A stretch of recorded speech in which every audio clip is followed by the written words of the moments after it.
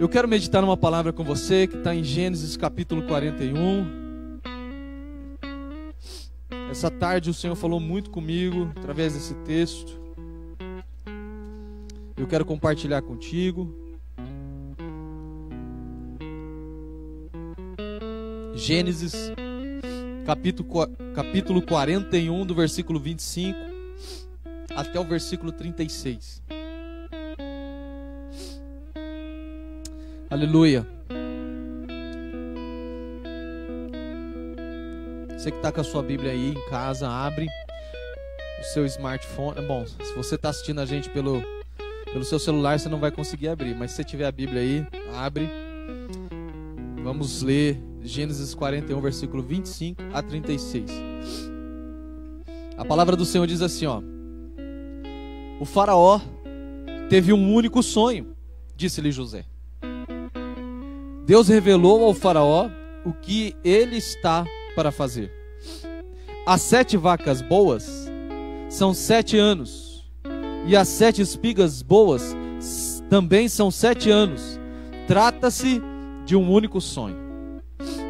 As 7 vacas magras e feias que surgiram depois das outras, e as 7 espigas mirradas, queimadas pelo vento leste, são 7 anos. Serão 7 anos de fome. É exatamente como eu disse ao faraó. Deus mostrou ao faraó aquilo que vai acontecer. 7 anos de muita fartura estão por vir sobre toda a terra do Egito. Mas depois virão 7 anos de fome. Então todo o tempo de fartura será esquecido, pois a fome arruinará a terra. A fome que virá depois será tão rigorosa que o tempo de fartura não será mais lembrado na terra. O sonho veio a Faraó 2 vezes, porque a questão já foi decidida por Deus, que se apressa em realizá-la.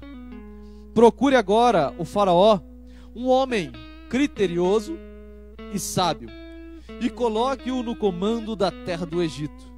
O faraó também deve estabelecer supervisores para recolher 1/5 da colheita do Egito durante os 7 anos de fartura. Eles deverão recolher o que puderem nos anos bons que virão e fazer estoques de trigo que, sob o controle do faraó, serão armazenados nas cidades. Esse estoque servirá de reserva para os 7 anos de fome que virão sobre o Egito, para que a terra não seja arrasada pela fome. Amém? Queridos, eu quero aqui, rapidamente, eu vou falar o que o Senhor mandou a gente ministrar, mas todos nós conhecemos a história de José do Egito. A história de José do Egito, você sabe muito bem que ele teve sonhos lá no princípio. Ele é filho de Jacó, ele teve sonhos lá no princípio a respeito do seu pai e dos seus irmãos, que todos eles se debruçavam diante dele. Ele representava uma estrela e as outras estrelas se debruçavam, se dobravam diante dele. Um outro sonho foi sobre as espigas também. Ele teve um outro sonho, a qual todos os irmãos dele e o pai dele, que eram as outras espigas, se dobravam diante da espiga dele, do ramo dele. Ele teve esse sonho lá no início. José era o preferido de Jacó. José era o querido de Jacó. E José recebeu uma túnica muito bonita do seu pai. Os seus irmãos, você sabe muito bem da história, tiveram inveja dele.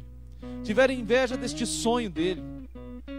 E você sabe que eles lançaram José no buraco, logo depois o venderam, pegaram a roupa, a sua túnica, colocaram um sangue de carneiro, levaram para o pai e disseram que ele estava morto. Porém ele foi vendido. Ele foi vendido para o Egito. E lá no Egito, ele serviu na casa de Potifar.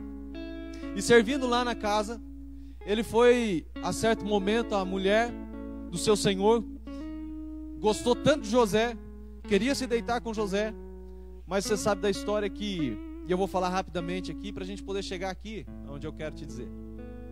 Você sabe muito bem que José, ele negou, ele não queria nada, e ela, numa tentativa de segurá-lo, arrancou a capa dele e ficou com a capa dele e o denunciou.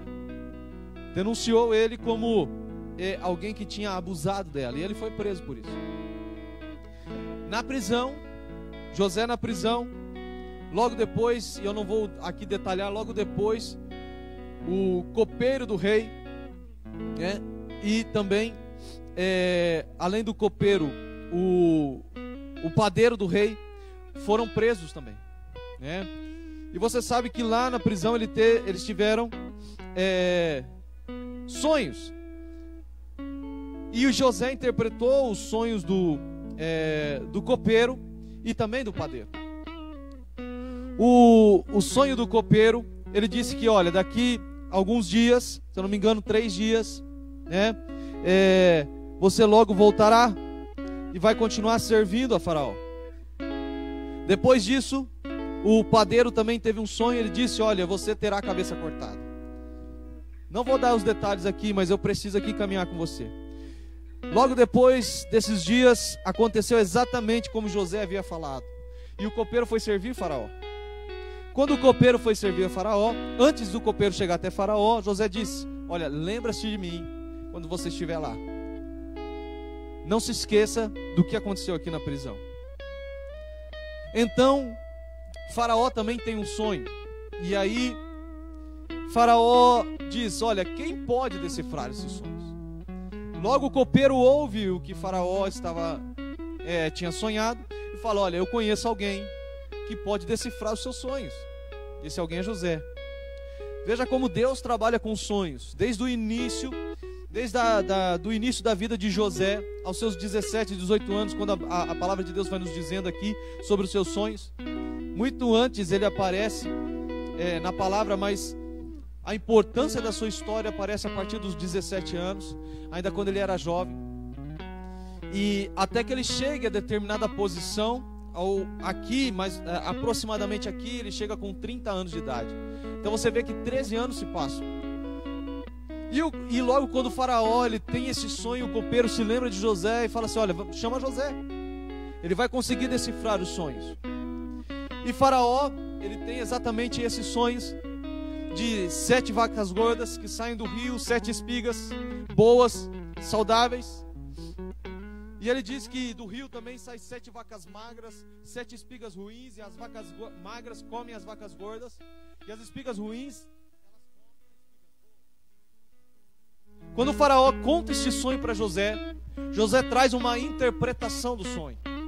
José mostra aqui para nós o que significa, porque são 2 sonhos e Faraó acha que um sonho é para uma coisa, outro sonho é para outra. E José aqui nesse texto fala assim, olha, Faraó, você teve um único sonho, um sonho apenas, e Deus está nos revelando aqui o que isso simboliza, o que isso significa.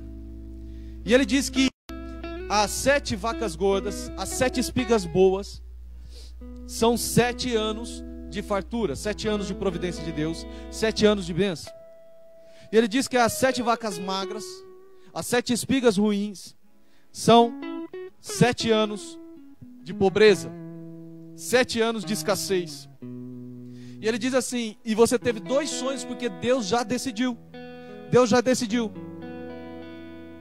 Já é decisão de Deus. E aqui vem algumas coisas, querido, que eu quero compartilhar com você, que o Senhor ministrou no meu coração. Porque você sabe muito bem que nós estamos vivendo um momento, que é um momento de crise, é um momento difícil, é um momento, uma situação complicada. Se nós olharmos para a vida de José, a gente vê que ele sai de uma cadeia, ele sai de uma prisão, para de repente estar na frente daquele que manda em todas as coisas, que é o Faraó. Ele está preso injustamente, mas encarcerado, ele está lançado numa prisão, mas você percebe a ação de Deus quando ele sai da prisão para falar com o homem mais importante do Egito. Olha como Deus faz as coisas, olha como Deus trabalha nas nossas vidas. Às vezes a gente acha que nós estamos em prisões, às vezes a gente acha que a gente está recluso em casa e parece uma prisão. Deixa eu dizer uma coisa para você. Você está mais próximo daquele que governa todas as coisas do que qualquer outra coisa. E Ele vai revelar os sonhos do coração dele para você. Ele vai revelar os sonhos do que estão dentro dele para você. Porque é justamente nesse momento que é uma revelação de sonhos. É justamente quando José revela sonhos do padeiro, revela sonhos do copeiro. É justamente neste momento que Deus está falando assim: olha, daqui a um tempo eu vou tirar deste lugar e te levar para uma nova fase, um novo momento. E é exatamente isso que nós devemos aproveitar.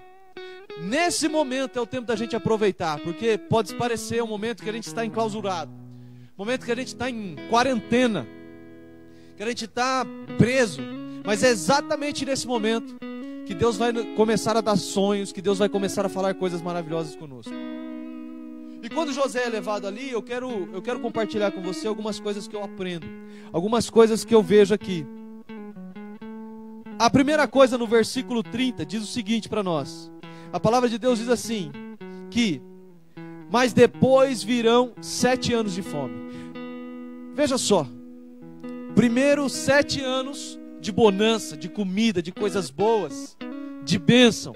E o versículo 30 vai dizer, mas depois virão 7 anos de fome. Então todo tempo de fartura será esquecido. Marca aí então. O primeiro ponto que eu quero falar com você é, todo tempo de fartura será esquecido. É isso mesmo. Deixa eu dizer uma coisa para você. Sabe qual é o nosso problema, querida? É que nesse momento de dificuldade, nesse momento de crise, nesse momento que nós enfrentamos aí, esse vírus assolador, a qual muitos estão com medo, você se esqueceu do que Deus falou com você? Você se esqueceu do plano de Deus para a tua vida? Você se esqueceu da obra que Deus tem na sua vida? Você se esqueceu dos projetos de Deus? Você se esqueceu que quando não tinha essa tal dessa pandemia, o tempo que Deus te dava para você ir na igreja, o tempo que Deus te dava para você orar, o tempo que Deus te dava para você sair da tua casa aí e voltar com tranquilidade?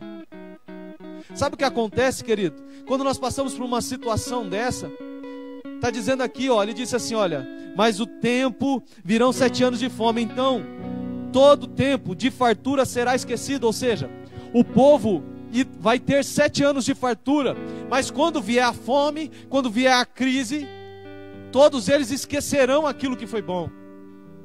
A primeira coisa que eu quero falar com você é que, querido, quando a gente se esquece, quando a gente vê aqui pelo texto que a fome, e ele continua dizendo, ó, será esquecido, pois a fome arruinará a terra.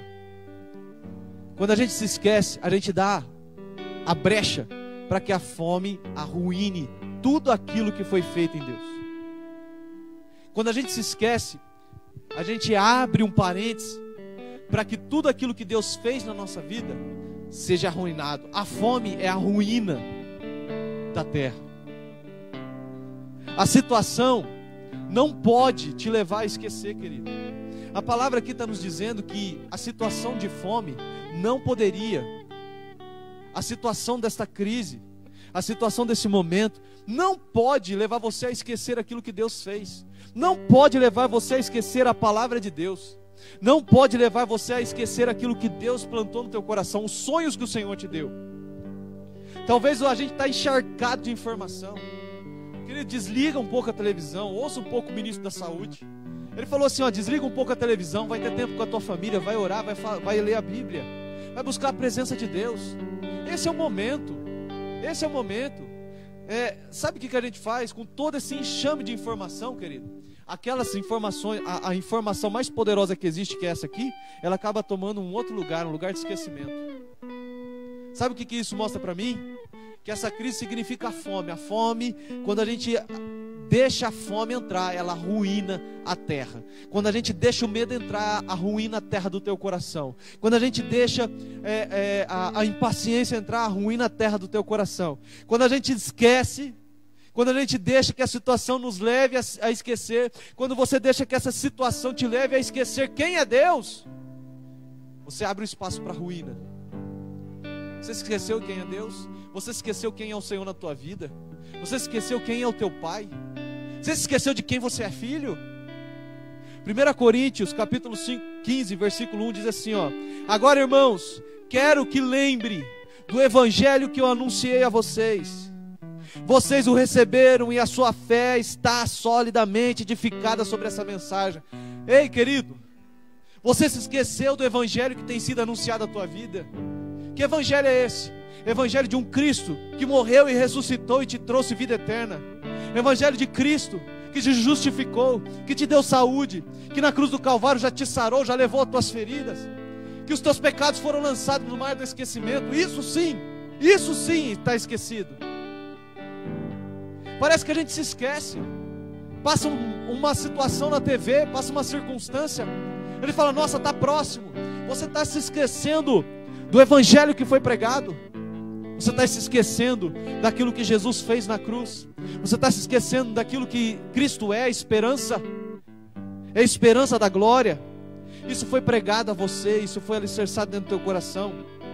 Agora veja, querido, sabe qual é o grande problema de esquecer uma coisa? O problema é que quando a gente esquece, a gente não agradece mais. Você conhece alguém que já esqueceu você? Já esqueceu uma amizade? Você conhece? Essa pessoa que esquece, ela nunca mais volta para agradecer. Aqueles que esquecem quem Deus é, não agradece pelaquilo que eles têm, pelaquilo que eles são, pelaquilo que está acontecendo. Em todo tempo, a palavra do Senhor nos diz que em todo tempo nós devemos dar graças, em todas as circunstâncias. Pastor, mas como eu vou dar graça num momento como esse? Aqui vai nos dizer, querido, que existia um tempo de bonança e depois existia um tempo de fome. Só que Deus determinou tempos, Deus determinou momentos. 7 anos de fartura, 7 anos de fome. E depois desses 7 anos, obviamente, eles haveriam de armazenar e as coisas iam andar, iam acontecer. Mas antes de eu falar sobre armazenamento, eu preciso falar para você sobre agradecimento. Ter um coração grato. Sabe, as pessoas que estão aqui hoje, estão aqui, ó, servindo, eu não mandei elas vir. Eu não obriguei elas a estarem aqui, mas elas estão aqui. Nós estamos juntos aqui. Elas estão aqui adorando ao Senhor, bendizendo o nome do Senhor, com o coração. Quando a gente muitas vezes não fala palavras de agradecimento, as nossas atitudes falam mais alto. De estarmos na presença. Sabe?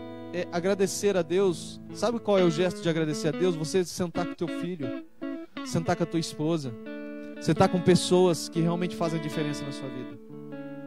Agradecer em todo momento, agradecer em todo tempo. 1 Tessalonicenses 5,18 diz assim: estejam sempre agradecidos, haja o que houver, porque esta é a vontade de Deus para com vocês, que pertence a Cristo Jesus. Sabe o que a palavra está dizendo assim? Sejam sempre agradecidos. Não importa o que esteja acontecendo, não importa, eu e você, nós não caminhamos pelaquilo que nós estamos vendo, nós caminhamos pela fé, querido. Eu preciso, como pastor aqui, te dar uma palavra. Eu não sei, para algumas pessoas um puxão de orelha, porque ele está reclamando mais do que agradecendo. Coloca mais coisa reclamando das coisas do que agradecendo. Quanto mais a gente reclama, quanto mais a gente murmura, mais pesado fica, mais a gente sofre nesse momento.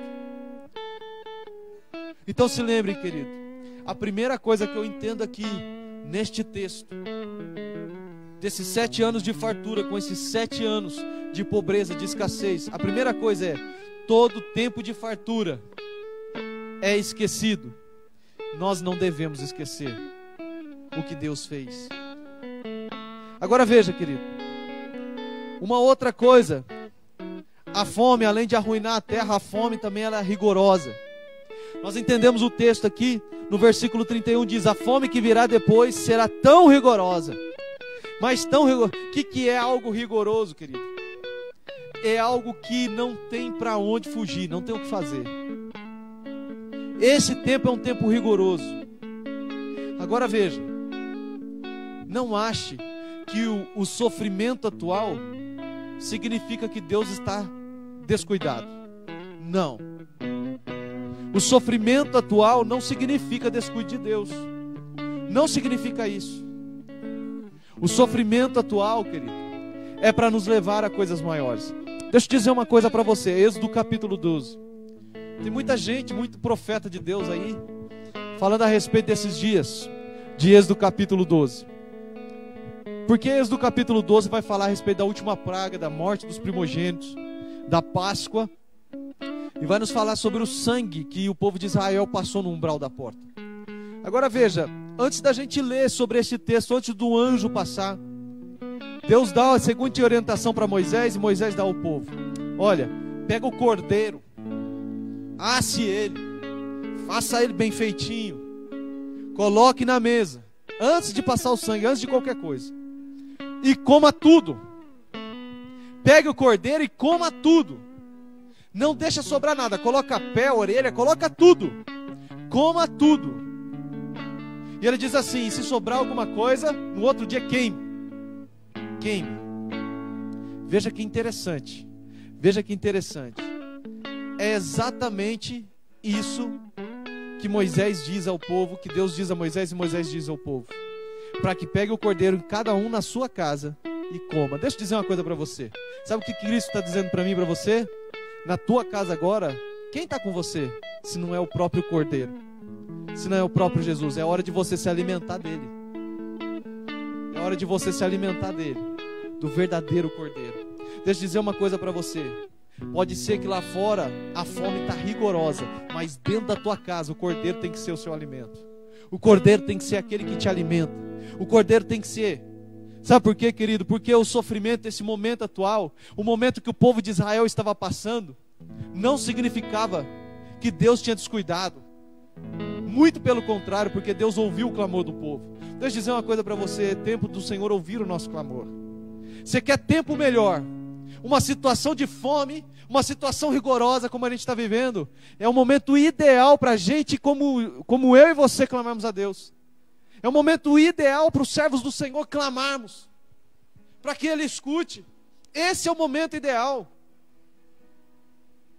Querido, entenda que a necessidade atual, nossa, a minha e a tua necessidade, eu não sei se talvez a tua necessidade é só com relação a tudo isso que está acontecendo. Talvez a tua necessidade aí é outra. Talvez você está naquele grupo de risco e você estava com muito medo. Talvez você está passando uma situação financeira, já estava passando uma situação financeira difícil. Talvez tenha muita coisa acontecendo na tua vida. Talvez a tua família está caindo aos pedaços. Ninguém se dá bem com ninguém. Eu não sei qual é a tua necessidade atual, mas deixa eu dizer uma coisa para você: a tua necessidade atual não tem poder para mudar a palavra de Deus. Sim. Sabe por quê? Porque a gente acha que a nossa necessidade, aquilo que nós estamos passando de dificuldade, muda a palavra de Deus. Não. Se Deus disse que vai abençoar, Ele vai abençoar, independente. Se Deus disse que Ele vai fazer, Ele vai fazer. Se Deus disse que Ele está e é por nós, Ele vai estar e é por nós. Ele é Deus, Ele continua sendo Deus. Deus não muda de acordo com as necessidades. Deus continua trabalhando de acordo com a sua palavra. Deus não trabalha com a nossa necessidade. A gente às vezes fica, como aquele texto que diz, preocupado com o que nós vamos comer, com o que nós vamos... Este texto é ideal para os dias de hoje. O que nós vamos comer, com o que nós vamos nos vestir. Se Deus cuida dos pássaros, se Deus cuida dos lírios, não vai cuidar de mim, de você, querido? Com certeza Ele vai cuidar. Com certeza. Mateus 24:35 diz assim: os céus e a terra passarão, porque esta é a vontade de Deus para com vocês que pertencem, os céus e a terra passarão, porém as minhas palavras permanecerão para sempre. Querido, pode passar terra, pode passar céu, mas a minha palavra vai permanecer para sempre. Segunda coisa que eu quero aqui falar contigo. José diz assim para Faraó, versículo 33: procure agora um homem criterioso e sábio. Vamos lá, segundo, querido. Procure um homem criterioso e sábio. Qual que é o grande problema hoje? Pessoas que não têm critérios e nem sabedoria. José, nesse sentido, ele fala para Faraó: olha, Faraó, 7 anos de bonança, 7 anos de fome. Você tem que colocar alguém que tenha critério e que tenha sabedoria. Por que critério, irmão? Porque critério estabelece controle. É isso mesmo. Quem tem critério estabelece controle. Agora, o que é critério? Critérios são princípios insubstituíveis. Princípios que não dá para substituir. Princípios que não se brinca. Princípios que não se trocam. Tem um princípio que é o principal de um critério, que se chama igualdade. Sabe por que José falou a respeito de um homem que tinha que ter critério e sabedoria? Porque se fosse uma pessoa que não tivesse critério, que não tivesse princípio, ela não conseguiria dividir por igual as coisas. Ela não conseguiria entregar para um a mesma coisa que vai entregar para outro. Ela olharia e falaria: opa, esse aqui é da minha família, deixa eu fazer melhor para esse. Opa, esse aqui é da minha igreja, deixa eu fazer melhor para esse. Opa, esse aqui é fulano. Obrigado, querido. Deixa eu fazer melhor para esse. Um cara sem critérios é um cara que não vai saber como controlar, não vai saber como ser igual. Agora veja, querido, igualdade, ninguém teria mais, tudo é repartido igual.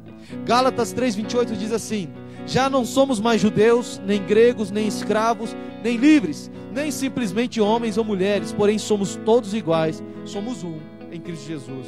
Deixa eu dizer uma coisa para você. Esse tempo é um tempo, eu estou aqui hoje fazendo o meu papel, pregando para você, mas é um tempo que nós somos todos iguais aqui. É um tempo que eu e você, nós somos todos iguais. Diante do Senhor não tem grego, não tem judeu, não tem livre, não tem escravo. Simplesmente homens e mulheres, somos todos iguais.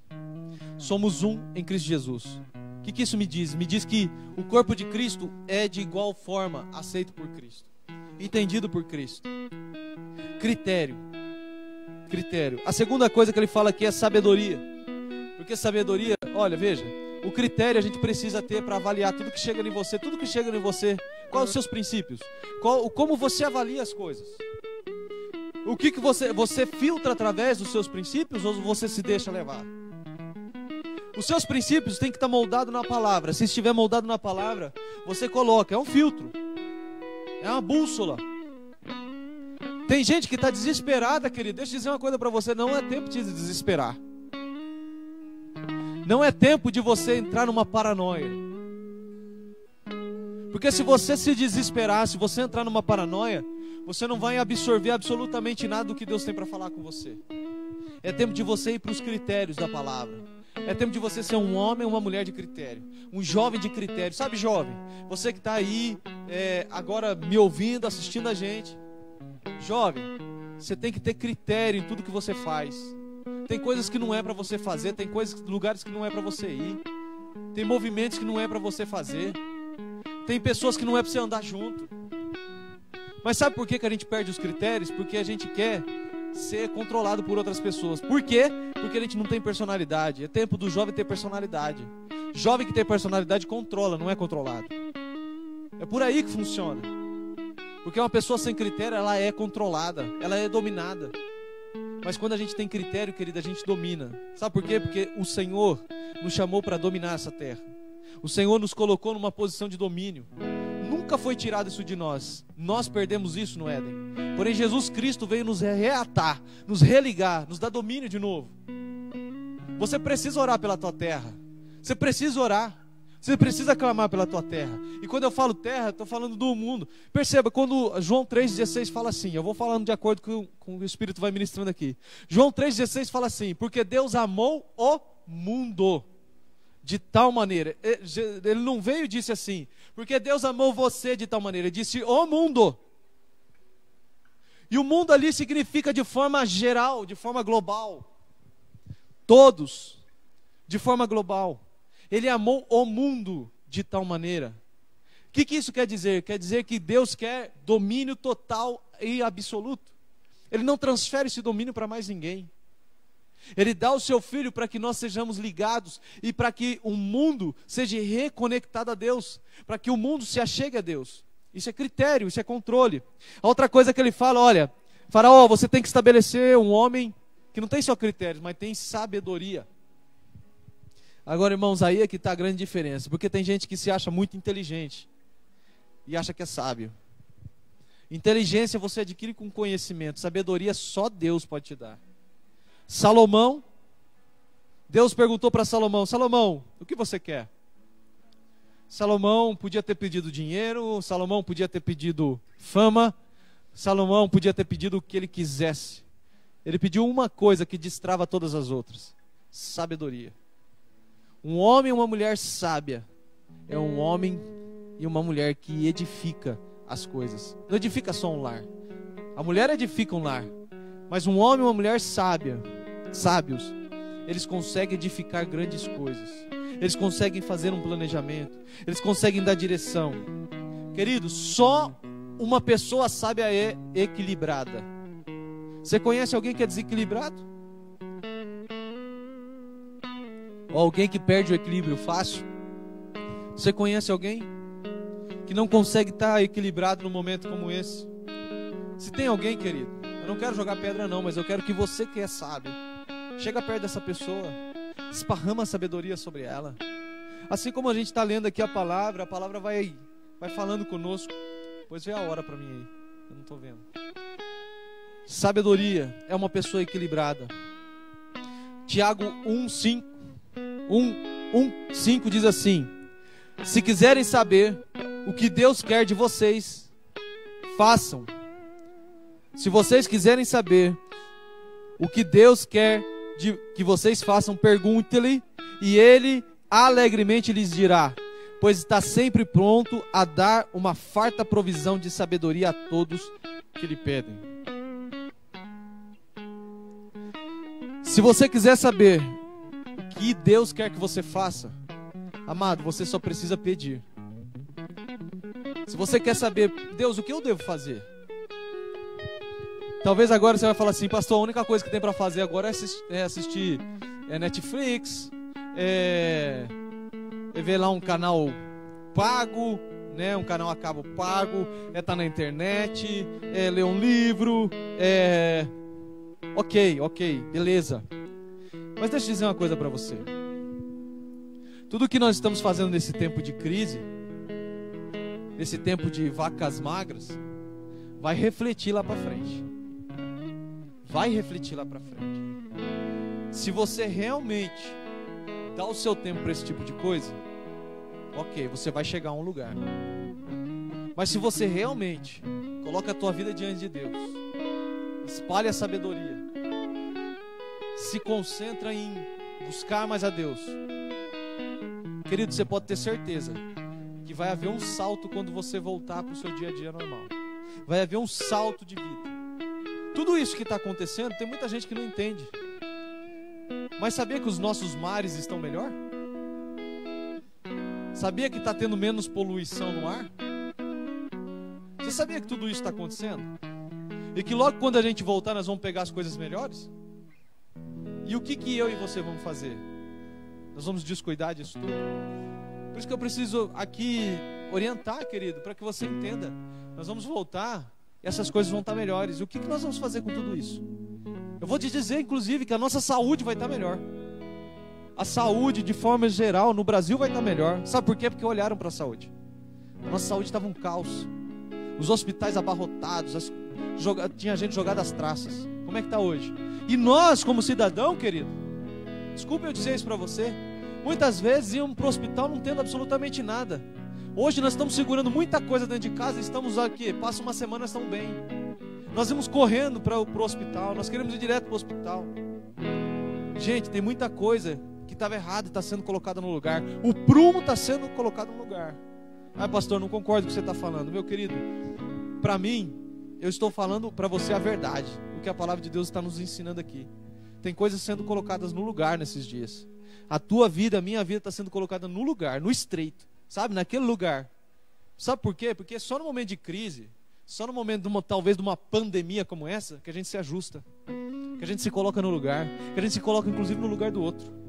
A gente olha, a gente vê aquele bebê aqui em Londrina que já está com essa doença. A gente se coloca no lugar de um pai, de uma mãe. A gente se coloca no lugar das pessoas. É isso que acontece com a gente precisa disso, querido. Nós precisamos nos ajustar. Sabedoria é você entender isso.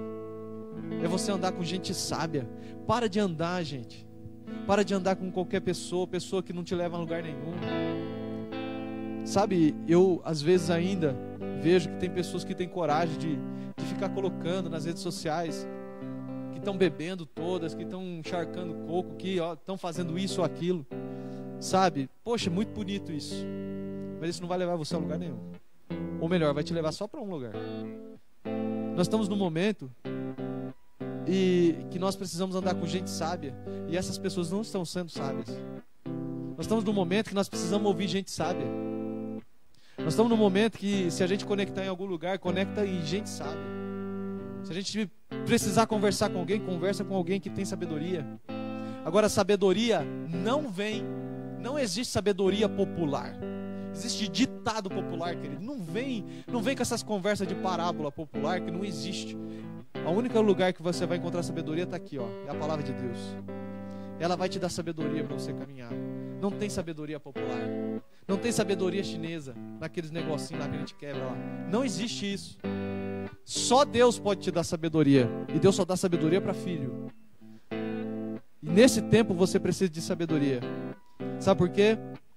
Porque Deus está pronto a te dar. Você só precisa pedir. Eclesiastes 7:12 diz assim: sabedoria preserva a vida de quem a possui. Olha aí. Sabedoria preserva a vida de quem tem sabedoria. Te dá vida. Se você tem sabedoria, você preserva a tua vida. Por quê? Porque você não entra em qualquer buraco. Você não entra em qualquer situação. Você não faz aquilo que, sabe, todo mundo está fazendo. Sabedoria preserva a sua vida. Então, primeiro ponto, querido. Todo tempo de fartura será esquecido, mas nós não devemos esquecer o que Deus fez. Segundo ponto, procure sempre ser alicerçado no critério e na sabedoria. Terceiro ponto que eu quero falar contigo aqui, está mais embaixo.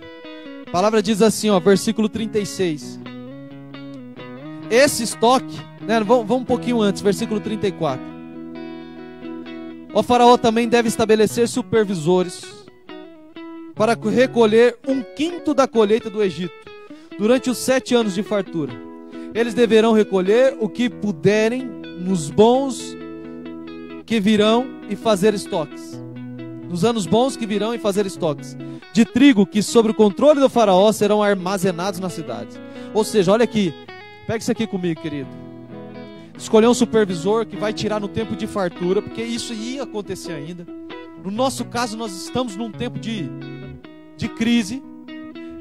Então aqui ele está dizendo assim, olha, vocês devem escolher um supervisor que vai tirar 1/5, vai tirar uma parte de toda a fartura, vai tirar essa parte, guardar, armazenar, estocar, para que o quê? Na hora que a terra estiver arrasada, você tem estoque, você tem armazenamento. Agora veja bem, não entenda que eu estou dizendo para você ir para o mercado fazer estoque, tá, querido? Não é nada disso.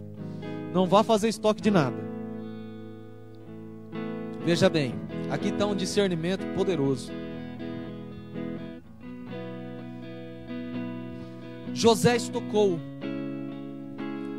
uma parte da colheita nos anos de fartura para ter nos anos de fome. Agora veja, isso aqui é uma estratégia para passar um momento de crise. Uma estratégia para passar um tempo de crise. Vocês estão aqui comigo, vocês já pensaram sobre isso? Qual a estratégia de vocês?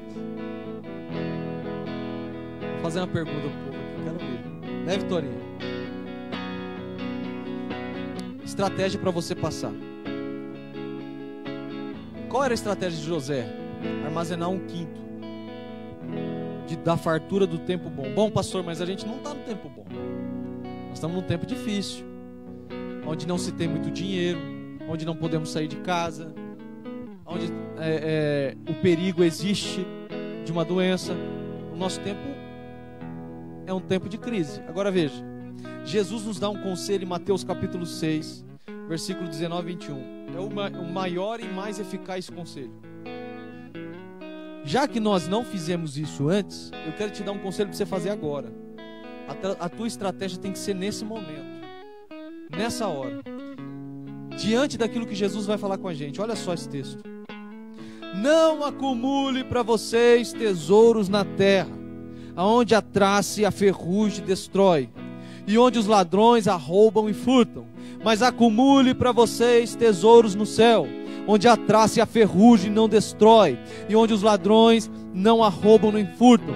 Pois onde estiver o seu tesouro, aí também estará o teu coração. A maior e mais eficaz estratégia é acumular tesouro no céu. Se você parar para pensar, esse tempo é propício para acumular o tesouro no céu, querido. Esse tempo é o que Deus nos deu para acumular o tesouro. Veja, se nós não fizemos antes, vamos fazer agora. Vamos acumular. O que é acumular tesouros no céu? Porque você sabe que acumular bens é você acumular casas, riqueza, carros, seus bens materiais. Ou seja, ele está dizendo assim, olha, que tudo isso, se isso estiver em primeiro lugar na tua vida, no teu coração, isso aí será o teu tesouro. Agora, se Deus estiver, se a presença dele estiver em primeiro lugar no teu coração, aí estará o teu tesouro. Mas que forma, pastor? De que forma eu traço essa estratégia? Deixa eu dizer uma coisa para você, querido. Eu tenho falado, batido e rebatido e falado muito. Você precisa ter lugar secreto, você precisa ter intimidade. Você precisa ter tempo com Ele, você precisa ter uma vida de oração, você precisa ter uma vida de palavra, você precisa ter uma vida de jejum. Aproveita, querido, faz um tempo de jejum agora. Tá difícil de comprar alguma coisa para você comer? Faz jejum. Aproveita, come menos. Faz um jejum, sacrifica um pouquinho. Sabe, acumula tesouro. Deixa eu dizer uma coisa para você, querido. Quando esse tempo passar, novamente eu vou dizer isso porque o Espírito Santo está ministrando no meu coração. Quando esse tempo passar, a gente vai ver quem acumulou mais. É bem isso. A gente vai ver quem acumulou mais tesouros no céu. Sabe por quê? Porque tem gente que vai estar voando. Simplesmente usufruindo daquilo que ele construiu, do tesouro que ele fez, enquanto estava a crise, enquanto estava um tempo de crise. Agora outros vão estar no mesmo patamar quando entraram na crise. Sabe por quê? Porque não acumularam nem antes e nem estão acumulando nada agora. O único tesouro que você consegue acumular nesse tempo é vida com Deus. Ninguém faz consórcio, ninguém faz financiamento, ninguém compra nada nesse tempo, é ou não é? Você sabe disso. Então o único tesouro que você pode acumular nesse tempo é Deus. Por isso que Deus parou tudo. Por isso que Deus nos parou. Porque esse é o tempo da gente acumular um tesouro lá no céu. Não é mais tempo da gente acumular tesouros aqui na terra. É isso que nós precisamos entender. Agora veja, o terceiro ponto, que é o estoque, servirá de reserva.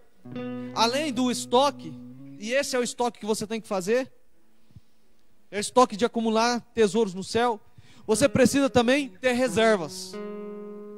Reserva serve para a gente não ser arrasado, meu irmão. Sim. Sabe por quê? Eu tenho certeza que pessoas antes dessa pandemia, não só dessa pandemia, antes de crise que nós tivemos no nosso país, antes das circunstâncias, antes de uma situação difícil que você passou na sua vida, fez uma reserva. Pastor, você está falando reserva de dinheiro? Absolutamente, não é isso. Quem tem uma reserva hoje financeira, também é bom, não é ruim. Agora veja, a reserva que eu estou dizendo aqui, porque aqui José, ele deu uma estratégia de estocar, pegando uma parte da fartura e armazenar. E essa reserva irá servir no tempo de pobreza. Por quê? Porque no momento da pobreza, o povo não seria arrasado. Não ia morrer gente de fome, não ia morrer crianças desnutridas. O povo seria suprido. E mais, a palavra depois vai nos dizer que o povo viria de todos os lugares para aquele lugar que tinha comida. Reserva serve para alimentar no momento de escassez. Reserva serve para você vencer no momento que está todo mundo gritando. Reserva serve para você, no meio da crise, no meio do terremoto, no meio da tempestade, você está em paz. Reserva é para isso. Agora veja, no nosso caso hoje, não é estocar alimento, mas ter uma reserva de intimidade, de vida no altar, de oração. Agora, querido, se você não fez isso antes, começa a fazer agora. Faz a tua reserva de vida no altar, faz a tua reserva de intimidade. Deus está nos concedendo um tempo para nós traçarmos um plano, voltarmos à rota. Apocalipse 8, 4 e 5 diz assim, ó: e das mãos do anjo subia para Deus o perfume do incenso com as orações do povo de Deus. Olha a visão de João. Nisso o anjo encheu o incensário com fogo tirado do altar e o jogou sobre a terra. E houve trovões, vozes, relâmpagos e um terremoto. Deixa eu te explicar uma coisa, querido. Quando você tem...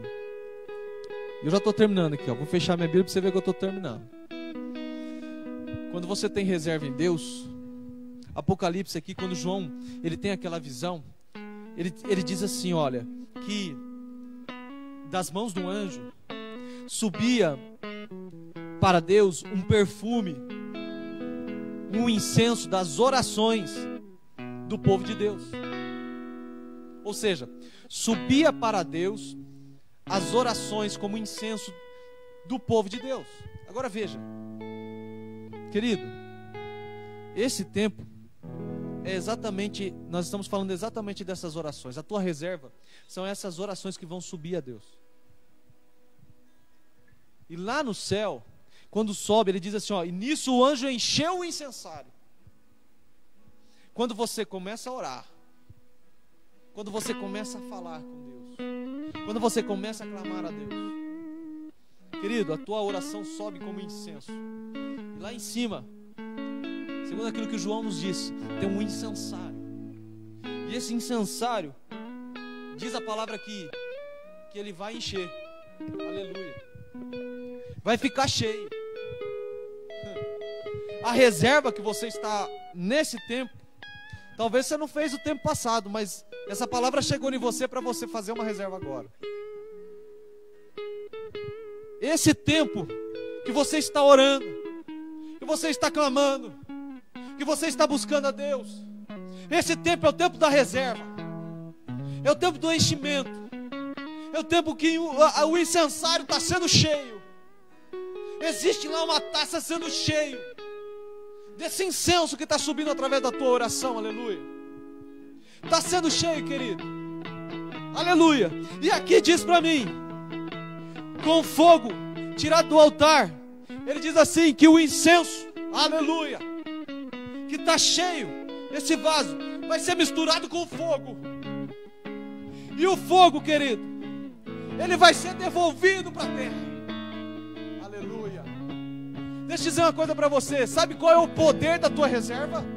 O poder da tua reserva é encher uma taça misturado com o fogo que tem no céu, para que a hora que Deus devolver de novo para a terra, sabe o que acontece na terra?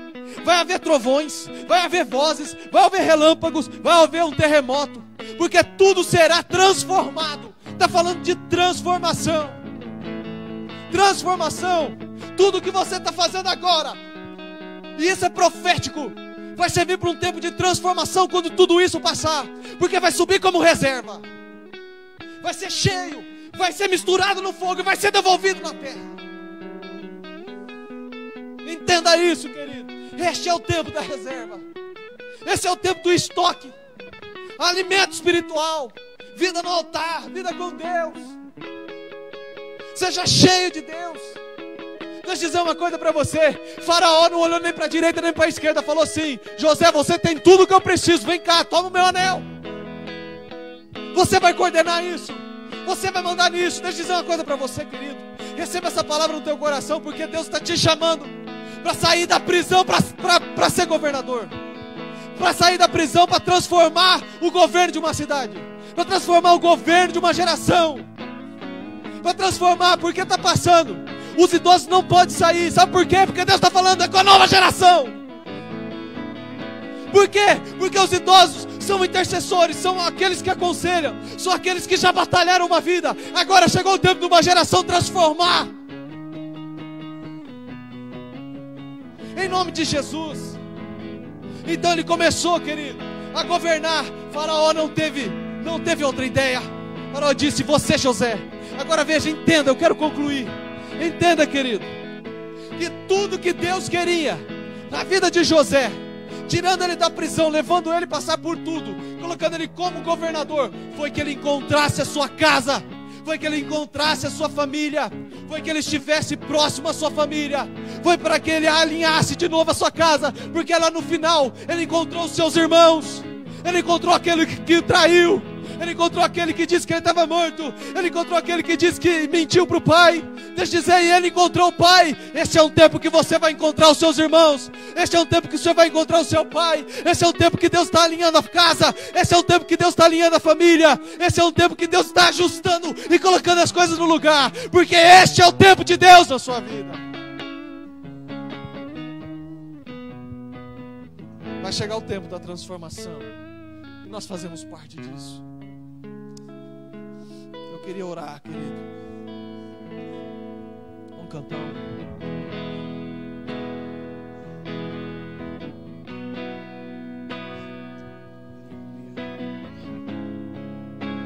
Nós vamos cantar um hino aqui. Nós vamos estar orando agora no final. Amém? Vamos orar. Vamos adorar.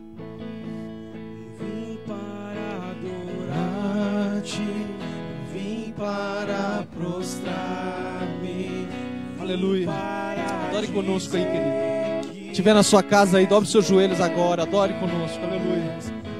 Totalmente amar, totalmente digno, Oh, Senhor. maravilhoso. Deus, sim, Senhor. A mim.